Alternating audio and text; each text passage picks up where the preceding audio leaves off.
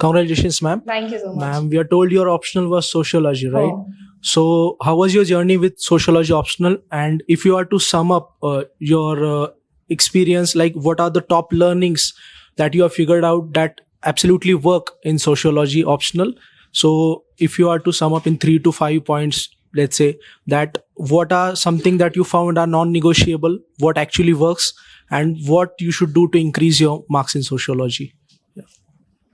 So, firstly, I would say that my experience with the optional has fortunately been good. So, optional did not tank me. It was one of my banking papers. I used to bank on optional, so that was a good thing for me. Both paper 1 and 2 have different approaches. So, paper wise, you have to split. So, my writing style was that I write in point-wise structures and I keep it very succinct or short. I did not have that habit of writing para-wise. Some toppers have that habit of writing paras. And my handwriting is also short. It's small. So I can fit points or I can write a bit longer points and still those don't seem like paragraphs. That is what you can adopt when your answers are to the point and the points are actually addressing the demands. Your earlier points, 1, 2, 3, first, second, third points are actually directly hitting the demand or are connected to the question.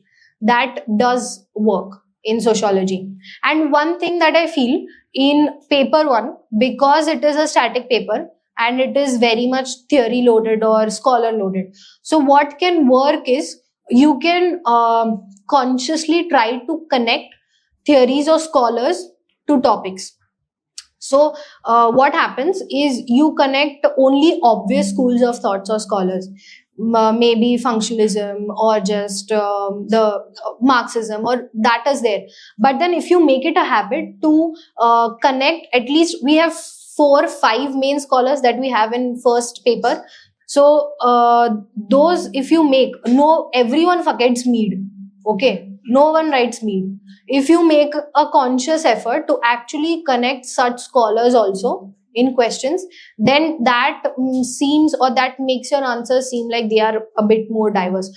Zabardasti nahi likhna hai koi bhi point, but then you have to, if there's a scope that you can connect it.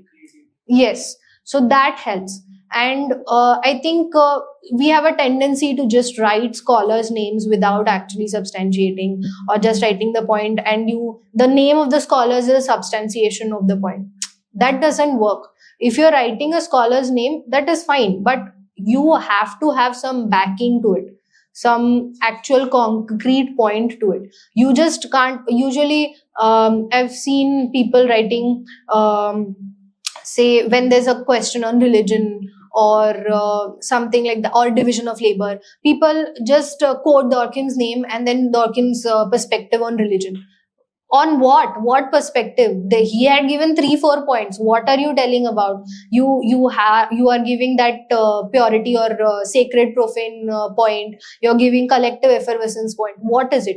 You actually connected to the actual point. Just writing the scholar's name is not enough, and that was penalized in 24's papers. I had heard a lot from other people that अरे हमने तो scholars के नाम लिख के आए थे, फिर भी didn't get replicated, and marks नहीं आए फिर भी. So that was not enough, because there was a trend that had developed. अरे scholars you quote and you will get marks. That's not how it will work. You will have to have actual points. People have been there who are writing very less points and not even writing scholars' names. Still, they have scored exceptionally well, like 150s and all in paper 1. So that is because they have their point. So that is for paper 1. Paper 2, you can, I would say that quoting scholar's name is very hazardous. That does not give you marks that much. Because if this year's paper, if you'll see, it was very generic or GS based questions that come. So in that way, it becomes very tricky to write the paper. We make it a point, sociologically you have to write the answer. We lose that point, the things that we are writing in society in GS1, those are also sociology points only. The subject itself is that generic. You don't have to make it too tedious and jargon oriented to make it a sociological answer. You have to quote basic concepts only. So paper 2 may that will work. And second point is you can bank on examples, quoting examples, contemporary examples of Indian society or worldwide also. And third point is you can connect paper 1 and paper 2. You can bring in paper 1 scholars in paper 2. That gives a good advantage. I think in 24's mains also, there were a lot of questions that were common in both the papers. Marriage was a topic that was replicated in both the papers. You can quote anyone. I remember writing Dipankar Gupta in first paper. I remember writing Dorkim in the second paper on the marriage questions only. So that is how you can interplay with both the papers. So have your strategy for both the papers ready.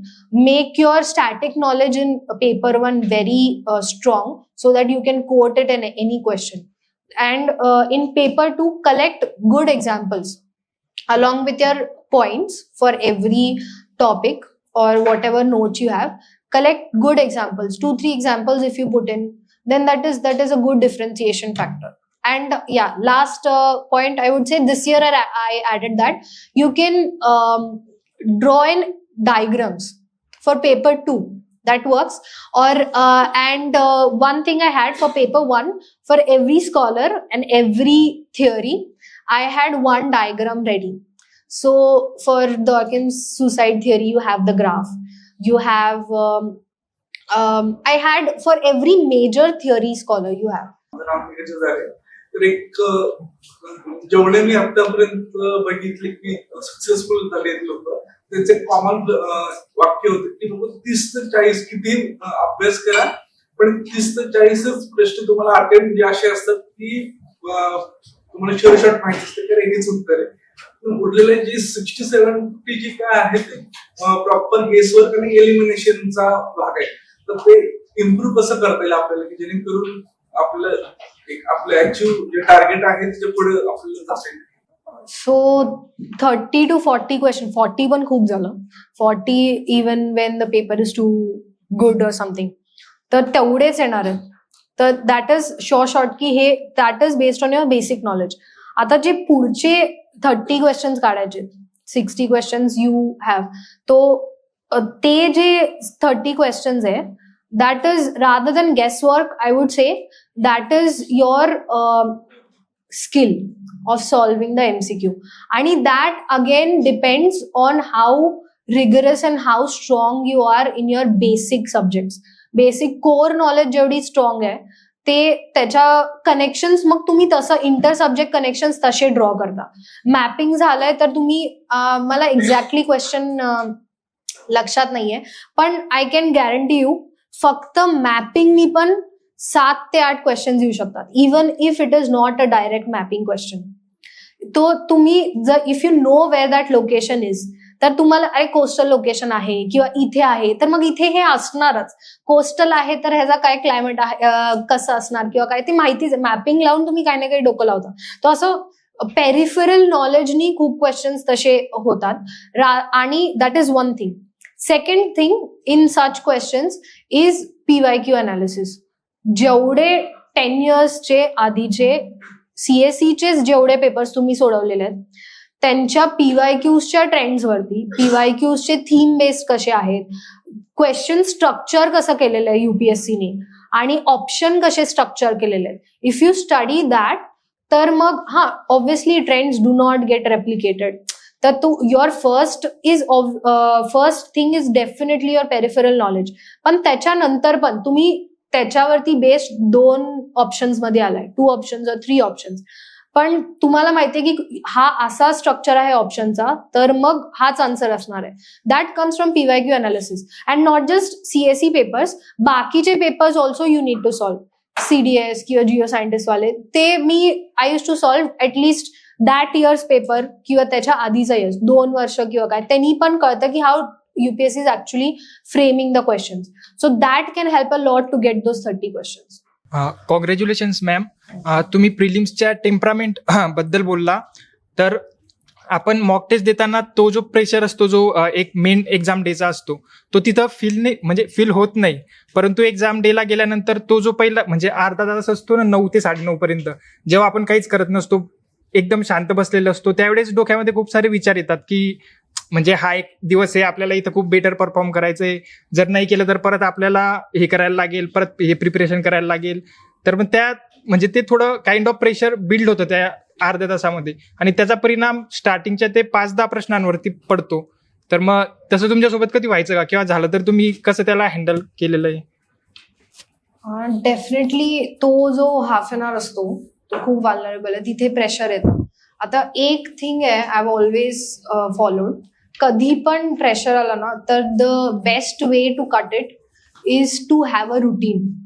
जर fixed routine आहे, तुम्ही काहीही करताय प्रत्येक एक्झामच्या आधी, त्याचं जर fixed routine असेल तर तो प्रेशर फील नाही होत.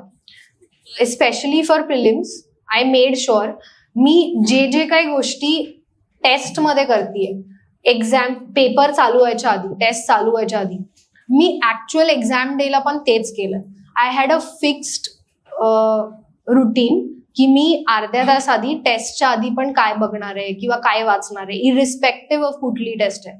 तर मी जेव्हा पण सेंटरला यायचे किंवा क्लासरूमला यायचे, आय हॅड डिसाइडेड मी आधी क्लासमध्ये आल्याला काहीच वाचायचे नाही. That is the only thing. मी नुसती बसून असायचे किंवा म्युझिक ऐकत बसायचे. And that was the thing मी ऑन डे पेपरला पण केलं. When you have a routine, जर तो रुटीन तसंच रेप्लिकेट केलं ना, लिटरली माझे 3 ठरलेली गाणी असायची टेस्टच्या आधी जी मी ऐकायची before every test. And that happened till this interview itself. Even before the interview, I listened to these 3 songs.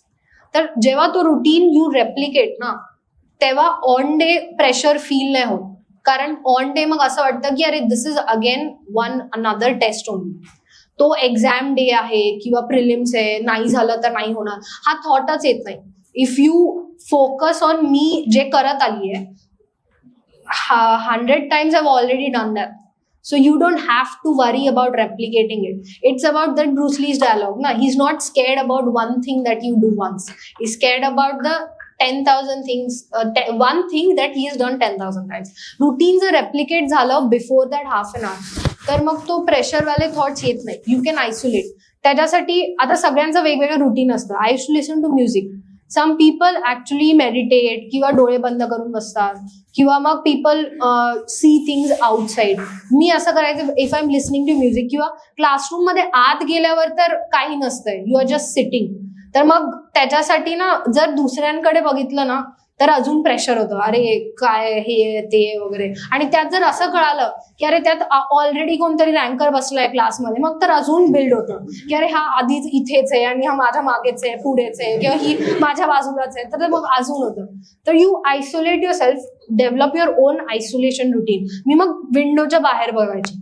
I use to see at the trees, किंवा काउंट केलं चिमण्या विमण्या काय आहेत बघ उडतायत का. Isolate your self. You have to trick your mind. काही anything that works for you. People keep on changing their pen refills, किंवा मग हॉल तिकीट बघतात, सगळ्या वस्तू सरळ सरळ ठेवतात. सो आयसोलेट युअर माइंड. मग प्रेशरला यायला you do not give a chance. Negative thought यायला चान्सच देत नाही. तो फक्त 5 मिनिट्स आहे. एक्झाम चालू झालं ना, 9 to 9:05 तो आहे. प्रेशर जो हिट करेल ना, that is the make or break. 5 minutes ते तुम्ही सस्टेन केलं ना, just flip. I use to just flip the papers first. तो पहिले 2-3 मिनिटं you can sustain through just flipping papers. काही करायचं नाही, फ्लिप करायचे पेपर्स. त्यात 1-2 तरी क्वेश्चन येणारच ना जे तुम्हाला ऑलरेडी माहिती आहे. जसं आय थिंक 24च्या मेन्स प्रिलिम्स मध्ये आलेलं, किंवा ह्या वर्षीच्या प्रिलिम्स मध्ये राईट टू प्रायव्हसी वाला आलेलं. सो तो क्वेश्चन तर सगळ्यांना येतो इफ यू प्रिपेअर्ड सिरियसली. असा क्वेश्चन आला की then that gives you positive affirmation की हा अरे चला येत आहे काहीतरी, rather than seeing something very हे. तुम्ही that 5 minutes if you sustain and the half an hour before that replicate your routine, आणि तो रुटीन टेस्ट मधूनच डेव्हलप करायचा, तर मग काही प्रेशर येत नाही. थँक्यू.